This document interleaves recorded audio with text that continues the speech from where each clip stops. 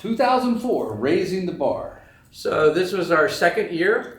We built on our successes of the first year, and we had more kids, and we finally had a derelict classroom that we were able to move into, where we were able to set up some equipment, chop saws and other gear, drill press, and leave it out overnight, which was a huge advantage.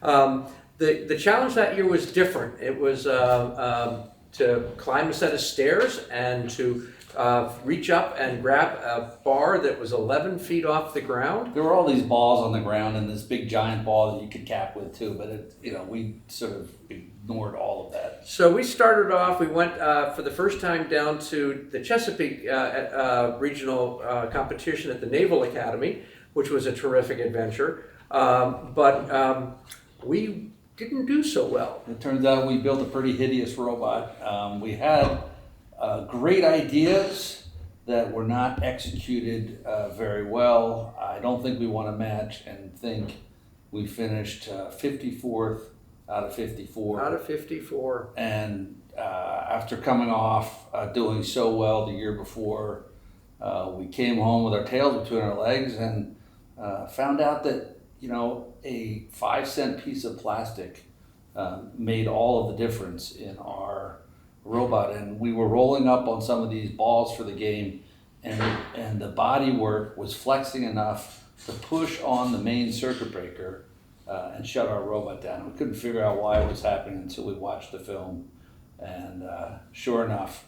And then we put some guides on the wheels, on the chains, on the drives. And so the wheels were pretty unique that year, Robbie. Can you explain those? It was we wanted to climb stairs, so we built a 3-legged starfish with driven wheels at each point, and there was a coaxial drive through the middle and a serpentine chain that drove all the wheels. And it wasn't my best design in the beginning, but it turned out to work really, really well. And it did, and in fact is the reason ultimately we did so well, because again, when we competed in Philadelphia, we finished sort of middle of the pack, but critical to that is we won a key design award specifically for the innovation of the triangular wheels.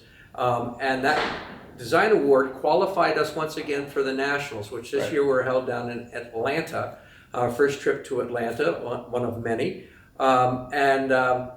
We took almost 30 kids, so from 4 to 30 in the space of a year was a huge recognition of the growth of the program. When we got to Atlanta, we fixed most of the problems. Yeah, that was great.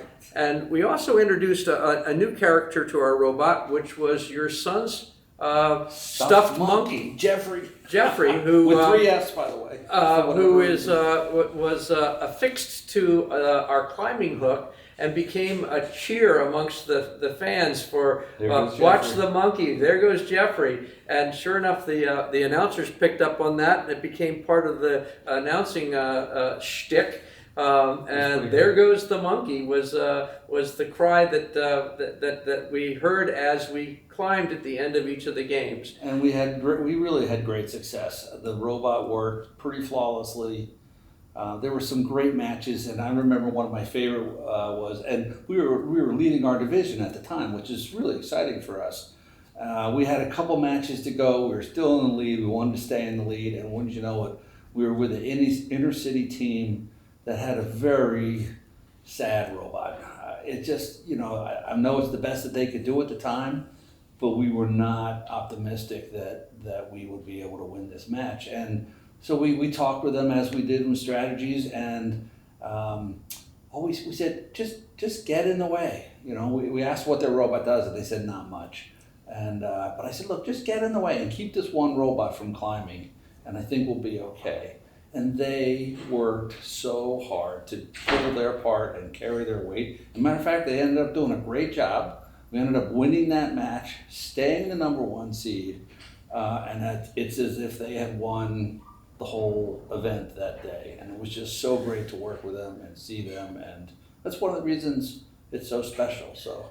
Well, and we finished up pretty well, ended up with an alliance with Las Gorillas and the Tech Hounds, and ended up with a rather interesting dilemma. Mr. Randall screwed up the airline reservations, and we had to leave before the end of the tournament. So Mr. Irvin and 3 students threw away our tickets and basically stayed to compete in the national finals, where we stormed all the way to the 1-on-1 in the final of the finals.